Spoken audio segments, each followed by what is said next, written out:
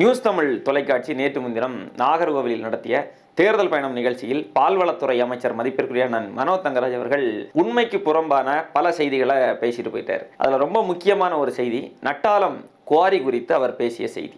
Nattalam குவாரியை மூடுறதுக்கு drone survey கொண்டு வந்தது அவர் தான் சொன்னது மட்டும் இல்லாம நமக்கு ஒரு சவால் வேற விட்டுருக்காரு. நட்டாலம் குவாரியை பூட்டுவதற்கு கடிதம் கொடுத்து அந்த டீமை வரவழைச்சது மனோ தங்கராஜ் உள்ளத நான் எழுத்து ப்ரூஃப் பண்ணா இவன் அரசியல் விட்டு முடிவு இவங்க தாமதம் அரசியல் விட்டு போயிருமா?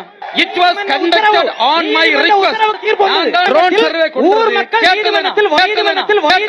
இந்த நட்டாலம் குவாரி பல்வேறு விதிமுறைகளை மீறி சுற்றுச்சூழலுக்கு மிகப்பெரிய பாதிப்பை ஏற்படுத்துதுன்னு சொல்லி ஊர் பொதுமக்கள் கடந்த 2023ஆம் ஆண்டு ஜூலை மாதம் 25ஆம் தேதி மனோ தங்கராஜ் அவர்கள் கிட்ட ஒரு மனு கொடுக்குறாங்க. அந்த மனுவை வாங்கினதும் அந்த இடத்துல வச்சு கனிமவளத்துறை அதிகாரிக்கு இவர் அழைக்கிறாரு. அழைச்சி உடனடியாக இந்த குவாரியில் ஆய்வு செஞ்சு நாளைக்கு அறிக்கை தாக்கல் செய்யணும்னு சொல்றாரு. ஊர் மக்களும் இவரோட பேச்சை நம்பி அடுத்த நாளே அதிகாரிகள் வந்துருவாங்க, குவாரியெல்லாம் மூடிடுவாங்க நம்பி காத்து நின்னாங்க. எந்த அதிகாரியுமே அங்க வரல.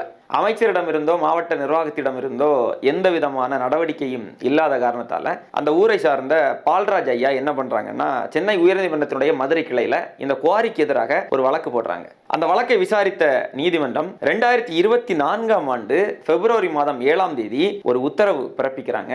அந்த உத்தரவு தான் அந்த குவாரியை ஆய்வு செய்யணுங்கிற உத்தரவு. மனோ தங்கராஜ் அவர்கள் சொன்ன ட்ரோன் சர்வே செய்யணுங்கிற உத்தரவு. இதுக்கு என்ன ஆதாரம்னு கேட்டீங்கன்னா நீதிமன்ற உத்தரவே இருக்குது. அதை நீங்க பார்க்கலாம். பத்திரிகை செய்தி இருக்கிறது. தகவல் அறியும் உரிமை சட்டத்தின் மூலமாக கிடைத்த ஆதாரம் இருக்கிறது.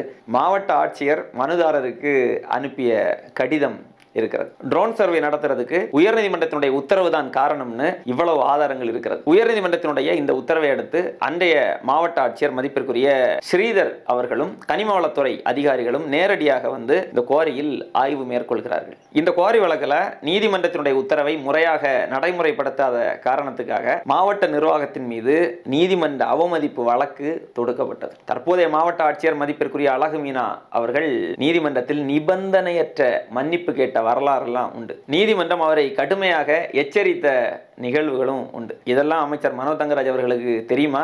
இல்ல கனிமவளத்துறை அதிகாரி அண்ணாதுரைய தெரியாதது மாதிரி இதுவும் உங்களுக்கு தெரியாதா? இந்த நட்டாலம் குவாரி விவகாரத்துல மாவட்ட நிர்வாகத்துடைய பித்தலாட்டங்கள் எல்லாம் பேசினா நாள் கணக்கில் பேசிட்டே போகலாம். அவ்வளவு மோசடித்தனங்களை செஞ்சிருக்கிறாங்க. இந்த உண்மையெல்லாம் முழுசா தெரிஞ்ச மனோ தங்கராஜ் அவர்களால எப்படி பச்சையான ஒரு பொய்யை சொல்ல முடியுது? அரசியலை விட்டு வெளியே போவீங்களான்னு நீங்க எங்ககிட்ட சவால் விட்டது மாதிரி நாங்களும் உங்ககிட்ட சவால் விட்டு உங்க மனசை கஷ்டப்படுத்த விரும்பல. ஒரே ஒரு கோரிக்கை தான், இனி வரும் காலங்கள்லயாவது கொஞ்சம் உண்மையை பேசுங்க.